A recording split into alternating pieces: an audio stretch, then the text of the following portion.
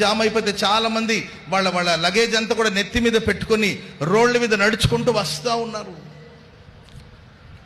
జనములు ఈ స్థలములోనికి రావడానికి గల కారణాలు ఏమిటి?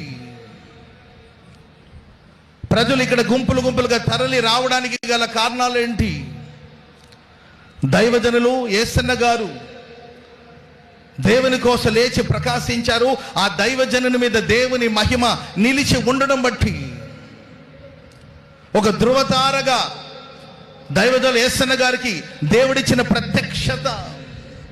మతి స్థిమితం లేకుండా నెల్లూరు నడి బజార్లో తిండి లేక ఒక పిచ్చివాడుగా తిరుగుతున్న సందర్భాల్లో దేవుడు వారికి ఇచ్చిన దర్శనం, ఆ దర్శనంలో ఒక ధృవతారగా దేవుడు వారికి ప్రత్యక్షమై దేవుని యొక్క మహిమను దైవజనులైన యేసన్న గారికి కలిగించడం వలన ఆ వెలుగును బట్టి ఈరోజు ఈ హోసన్న మినిస్ట్రీస్ని దేవుడు ఆశీర్వాదకరంగా మార్చాడు. చెప్పండి కూడా మొదలు గట్టిగా.